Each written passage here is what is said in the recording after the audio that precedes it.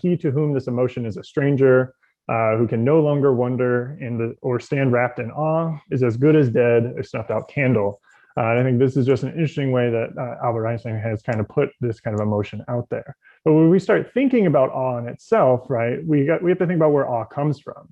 Right, so awe comes from this old English word of egg, or the Old Norse word for agi, which means terror and dread and awe. So this is where that awe comes from. And we can see, we get this sense with tornadoes, this sense of terror that comes from it. Right, if we go the Webster Dictionary route, we know that the definition for awe is a feeling of respect or reverence mixed with dread and wonder, often inspired by something majestic or powerful, right? And so this is, the Yosemite Valley, and we can see this majesticness of this, how it was created and this kind of stuff, and it brings awe into our kind of understanding. If we go a little bit broader, right, and we start thinking philosophically about this, right, we know philosophy has brought this up, referring to this as the sublime, which is kind of coincides with awe.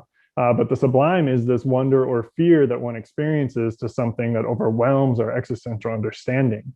Right? We know that Burke has wrote about how natural events such as thunderstorms instill fear, and this fear leads to sublime because it helps us acknowledge how short life can be, and that this is an awe experience in itself. And then building off of that, we know that Kant talked about how, and this gets to what Jeff had just mentioned beforehand, how there's the beauty in everyday life that leads to these awe experiences. And so you can just everyday things that you see in life can help instill awe in you. Now, if we go the religious route, we see that, awe can be, is expressed through this beauty and this fear of God, or this fear of an omnipotent being, and how their creation of the world is where the awe comes in. And now this makes one realize their own size in the world or in the universe when they start thinking about this. And it's not just individuals that are religious, right? We can see that spiritual and religious individuals say that there is something greater than us in the universe, and that it's this that leads to that feeling of awe of not knowing what's out there. Now, if we bring this full scope and we start bringing this into the psychological kind of view, right? We heard from Dr. Keltner on Monday, where his seminal paper with Haidt talks about vastness and need for accommodation, right? We know that this vastness is those are the two things, that make up awe.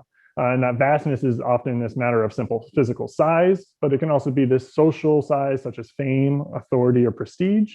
And that this need for accommodation is this process of adjusting one's mental structures or schemas that cannot assimilate to new experiences, right? So we all have an idea or a schema of what a tree is, but when you go to the Sequoia National Forest in California for the first time and you see a Sequoia redwood, you get to understand, well, this isn't the tree that I have in my front yard. This is an enormous tree. Now I have to adjust my understanding of what a tree is, and that's an awe experience in itself. And we also heard from Dr. Scioto yesterday, where we know that these awe experiences help elicit these kind of increased heart rates or neurological differences, and these kind of things are all part of what's going on when we experience awe.